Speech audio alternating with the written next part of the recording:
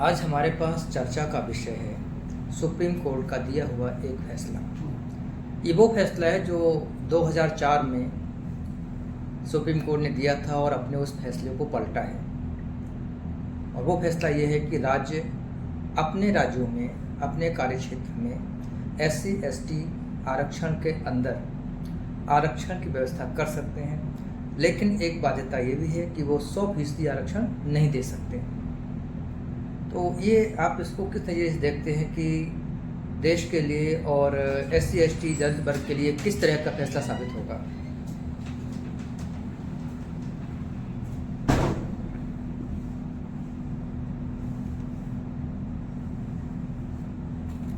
Supreme court ने जो निर्णय दिया है वो वास्तव में स्वागत योग्य है और तथा जो SC/ST एक्ट में लोग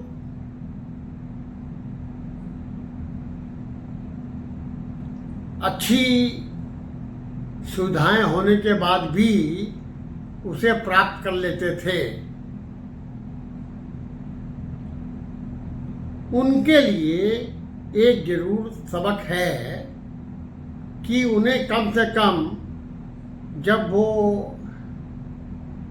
अच्छी कंडीशन में आ गए हैं तो उन्हें उस सुविधा को प्राप्त नहीं करना चाहिए था। सरकार की मंशा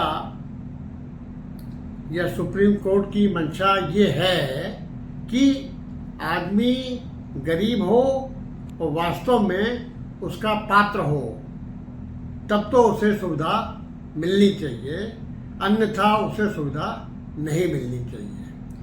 2004 में चिन्नैया फैसला आया था, तब इसी सुप्रीम कोर्ट ने उस चीज़ को इसको रोक लगाई थी। उस समय कांग्रेस सरकार थी और आज मोदी सरकार है।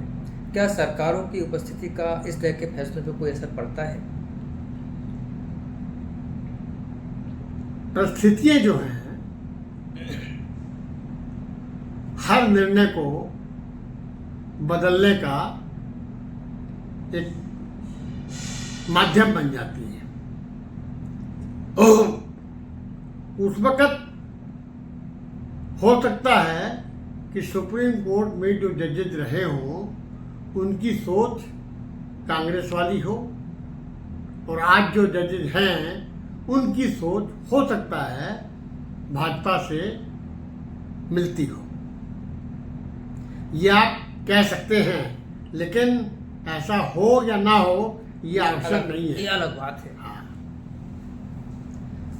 ये तो एक तरह से जब आरक्षण के अंदर आरक्षण दिया जाएगा तो संबंधित SC/ST के जो लोग हैं उनकी गणना भी की जाएगी,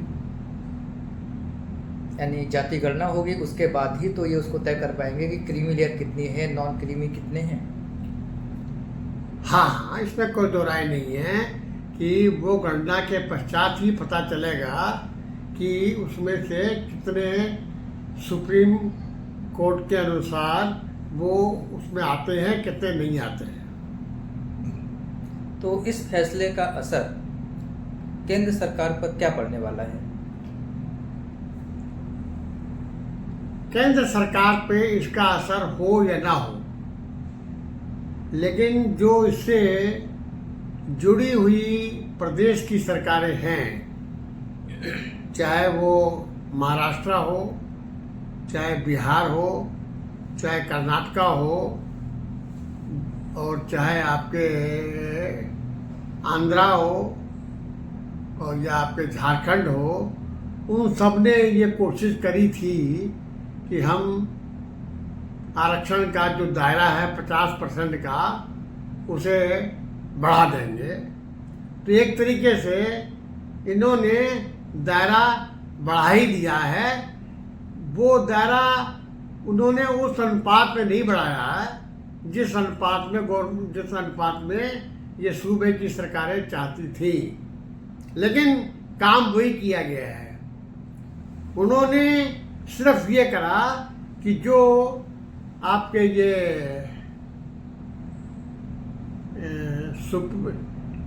क्रीमी लेयर, हाँ क्रीमी लेयर, हाँ, इन्होंने SC ST में जो क्रीमी लेयर थी उसको खत्म करके और उनकी जगह पे जो बाकी लोग आएंगे SC ST में उन्हें उसका फायदा दिया है। क्रीमी लेयर हो या नॉन क्रीमी लेयर हो, दोनों ही कहते हैं कि बाबा साहब ने कहा है कि हमारा आरक्षण पर हक है।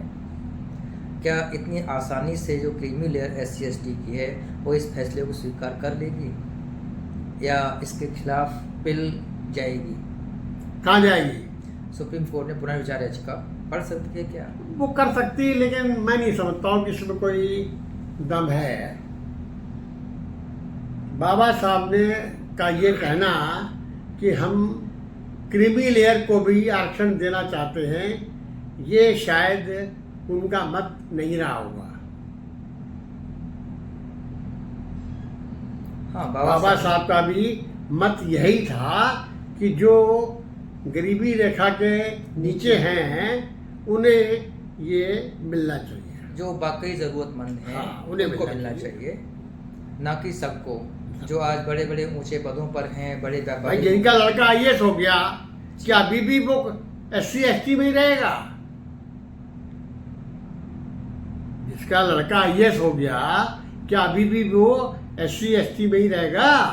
शायद इसी तरफ जो है वो सरकारों का और सुप्रीम कोर्ट का ध्यान गया। हाँ, देर से ही सही, लेकिन सही फैसला, देर से ही सही, दुरुस्त निर्णय जो है वो सुप्रीम कोर्ट ने दिया है और इससे लाखों उन बच्चों को फायदा होगा जो वास्तव में इसके हकदार हैं। क्योंकि इसका फायदा शिक्षा से लेकर रोजगार तक मिलना ही मिलना है। मिलना ही चाहिए, इसमें कोई दो राय नहीं है।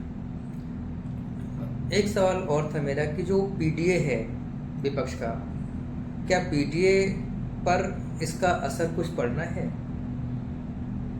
अभी ये है कि जो जितना भी दलित है वो हमारे साथ रहेगा, लेकिन इस तरह जो आरक्षण के अंदर आरक्षण व्यवस्था है और अगर इसको दूसरे सभी इस राज्यों की सरकारें लागू करने का प्रयास करती हैं तो क्या इससे PDA की पकड़ यानी विपक्ष की पकड़ इस समाज पर कुछ कम होगी?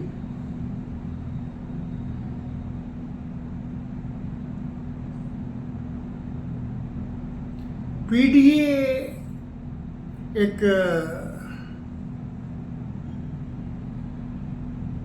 वैसी व्यवस्था नहीं है जो कि सर्वमान्य हो। ये कुछ लोगों का अपना एक राजनीतिक स्टंट है। स्टंट है। फिलहाल हम सभी सुप्रीम कोर्ट के इस फैसले का स्वागत करते हैं। बिल्कुल, इससे 100% इससे उन सब और लोगों को, सभी पार्टियों को इसका स्वागत करना चाहिए।